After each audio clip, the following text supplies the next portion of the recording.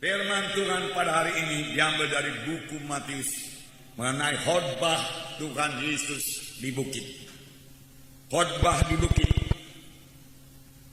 sangat perlu. Apakah isinya khotbah di bukit ini? Biarlah kita semua menerima berkat dari khotbah di bukit pada hari ini. Banyak orang Kristen atau rata-rata orang Kristen sudah pernah mendengar mengenai khotbah di bukit ini. Apalagi mengenai ucapan-ucapan bahagia yang disampaikan oleh Tuhan Yesus. Tetapi hanya sedikit sekali orang Kristen yang mengerti akan khotbah di bukit ini, apalagi mempraktekkannya di dalam hidupnya. Dan kalau kita menuruti firman Tuhan yang dikhotbahkan Tuhan tersebut, maka hidup kita akan lain daripada orang dunia ini. Sebenarnya dari mulanya Tuhan mengendaki supaya jangan sama dengan orang dunia ini. Harus ada perbedaan antara umat Tuhan dengan orang dunia ini. Harus ada perbedaan antara saudara yang sudah diselamatkan Tuhan menjadi bangsa pilihan Tuhan. Karena saudaralah bangsa pilihan Tuhan, imamat yang berkerajaan. Saudaralah anggota tubuh Kristus, bukan sekedar anggota gereja saja. Tuhan minta supaya saudara lain daripada orang dunia ini. Dalam Imamat 18 ayat 1 sampai 5, dari mulanya Tuhan berkata, janganlah engkau serupa dengan orang Mesir, janganlah engkau serupa dengan orang Kanaan. Saya membacakan Imamat pasal 18 ayat 1 sampai 5. Tuhan berfirman kepada Musa, berbicaralah kepada orang Israel. Katakanlah kepada mereka, akulah Tuhan Allahmu. Janganlah kamu berbuat seperti yang diperbuat orang di tanah Mesir, di mana kamu diam dahulu. Dan janganlah kamu berbuat seperti yang diperbuat orang di tanah Kanaan, kemana aku membawa kamu. Janganlah kamu hidup menurut kebiasaan mereka. Kamu harus lakukan peraturanku dan harus berpegang pada ketetapanku. Dengan hidup menurut semuanya itu, akulah Tuhan Allahmu. Sesungguhnya kamu harus berpegang pada ketetapanku dan peraturanku. Orang yang melakukannya akan hidup karenanya. Akulah Tuhan. Tuhan memperingatkan bangsa Israel supaya mereka hidup suci. Tidak sama dengan bangsa-bangsa yang lain. Karena mereka adalah bangsa pilihan Tuhan. Akulah Tuhan Allahmu. Memberi perintah kepadamu pada hari ini. Supaya engkau jangan sama dengan mereka itu. Engkau harus berbeda. Karena engkau milikku. Bangsa pilihanku, Tuhan berkata. Dan sepanjang bangsa Israel melakukan apa yang dikatakan oleh Tuhan ini, maka hidupnya sangat keberkatan. Mereka tidak bisa dikalahkan oleh bangsa lain. Mereka hidup berkemenangan. Bahkan sebaliknya mereka lah yang menguasai bangsa-bangsa yang lain.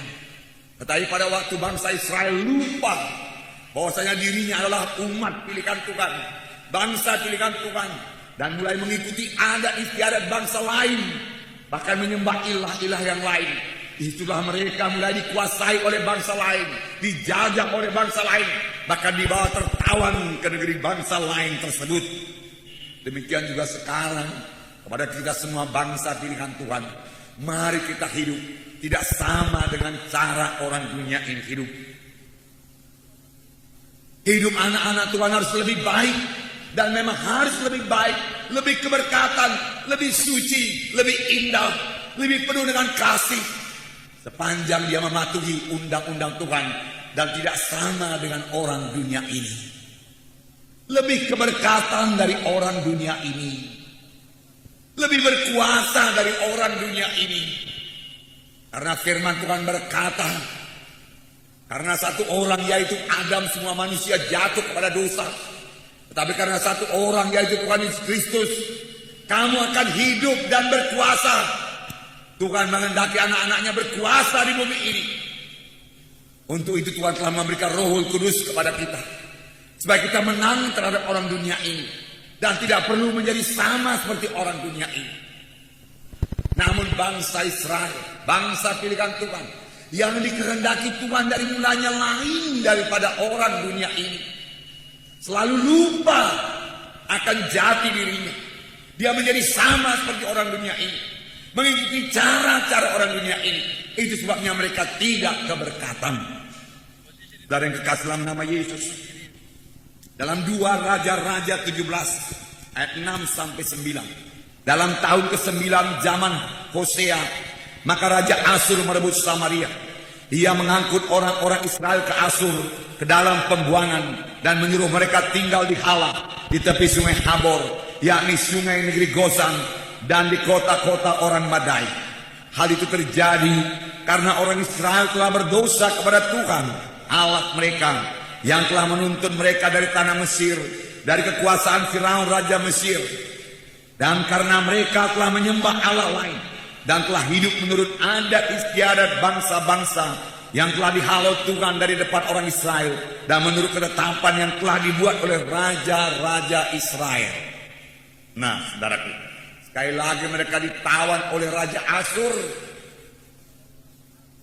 diperhamba oleh Raja Asyur, dibawa oleh Raja Asyur ke negerinya. Mengapa ini terjadi? Ayat berikutnya menjawab, hal itu terjadi karena orang Israel telah berdosa kepada Tuhan Allah mereka. Apakah dosa mereka? Sini dikatakan karena mereka telah menyembah Allah lain, dan telah hidup menurut adat istiadat bangsa-bangsa yang telah dihalau Tuhan dari depan orang Israel, dan menurut ketetapan yang telah dibuat raja-raja Israel. Firman Tuhan berkata, kamu akan beroleh kuasa kelak apabila Roh Kudus turun ke atas kamu, dan kamu menjadi saksi bagiku Yerusalem, Yudea, Samaria, hingga sampai ke ujung bumi. Puji Tuhan, saudara dibaptiskan dengan Roh Kudus, tapi tidak cukup. Setelah saudara dibaptis dengan Roh Kudus, saudara memang penuh dengan Roh Kudus, tetapi besoknya saudara harus penuh dengan Roh Kudus. Lusanya saudara harus penuh dengan Roh Kudus. Tiap-tiap hari saudara penuh dengan Roh Kudus. Tiap-tiap hari saudara berbicara dengan Roh Kudus. Terus-menerus penuh dengan Roh Kudus. Terus-menerus sadar akan kehadiran Roh Kudus dalam hidup saudara. Itulah hidup anak-anak Tuhan. Dan saudara terus-menerus dipimpin oleh Roh Kudus, patuh pada Roh Kudus, mendengar suara Roh Kudus. Itu semua akan membuat hidup saudara berbeda dengan hidup orang dunia ini. Amin.